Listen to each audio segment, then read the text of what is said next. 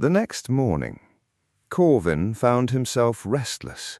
The events of the previous night remained at the forefront of his mind. 2 men, a frightened boy, a burn mark, and a trail that did not end within the city. By mid-morning, he made his way to the guild. The building stood firm as ever, older than many around it, its presence steady and unmoving. Corvin entered without hesitation and was shown in shortly after. James sat behind his desk, reviewing a set of documents. Grey hair neatly kept, a long beard trimmed with care. There was a quiet authority to him, one that did not need to be spoken aloud. He looked up as Corvin entered. James. Corvin. A small nod. You appear to have had a busy evening. Corvin. That would be a fair assessment. James set the papers aside. I have heard there was an incident. Corvin. I was involved. Corvin then explained the situation, the boy, the attack, the burn mark, and the capture of 2 of the bandits. When he finished, James considered it briefly. James. And your plan? Corvin. We may need more than questioning. A slight pause. If they refuse to speak, we still have another route. James gestured slightly. Go on. Corvin. A tracker. He spoke calmly. If one of the prisoners is used as a reference, a skilled tracker may be able to follow their trail beyond the city. A brief pause. Possibly to their base. James nodded slowly. That is sound. He leaned back slightly. No rain last night. A small nod. That works in your favor. He paused, thinking. We do have someone. He stood and moved to a nearby shelf, pulling down a thick record book. Flipping through it carefully. James, let me check. A brief pause. I cannot immediately recall his name. His finger traced the page until it stopped. Here. He looked up. Tharion. He closed the book part way. An elf, highly capable. Tracking is his specialty. Corvin. Good. James. He also has some magical capability. Corvin. That will be sufficient. James placed the book down. Take 1 or 2 officers with you. A brief pause. They will want to see this resolved as well. James. As for payment, he folded his hands. Between 50 and 80 denarians should be appropriate. A slight pause. If necessary, we can increase it. He added calmly.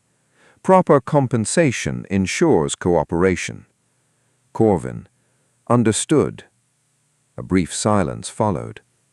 You intend to handle this yourself? Corvin. Yes. James gave a small nod. Very well. He leaned back slightly. Normally, I would assign the guild enforcer, but he is unavailable. His gaze returned to Corvin. You should be capable. Corvin. I will proceed immediately. James gave a small approving gesture. You will likely find Tharion here. A brief pause. He comes by often between work. James. If he is not in the hall, a faint familiar smile. Check the training grounds. James. He prefers the bow. Corvin. I understand. Corvin turned and left the office. The guild hall carried on as usual.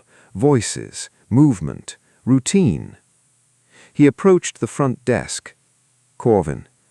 I'm looking for Tharion. The clerk nodded slightly. He was here earlier. A brief pause. But he left not long ago. She glanced toward the back of the guild. If I had to guess, the training grounds.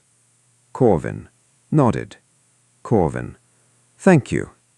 He turned to leave, but the door opened first. A figure stepped inside. Tall, calm, composed. Dark hair tied back neatly, kept from his face, and under it, subtle pointed ears. An elf. His clothing was practical yet precise, every detail well kept. He moved with quiet control. Corvin studied him briefly, then stepped forward. Corvin. Tharion? The elf looked at him calmly. Yes.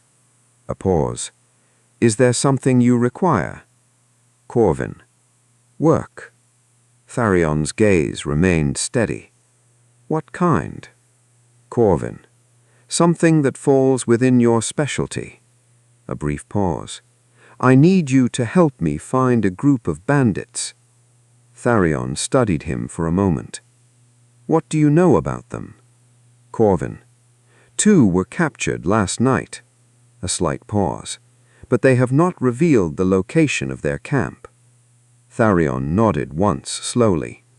If you can provide something belonging to one of them, anything they carried, wore, or handled, a brief pause, I can use that to trace the others.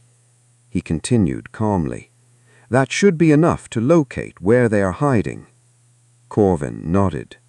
That is exactly what I was hoping for. Tharion.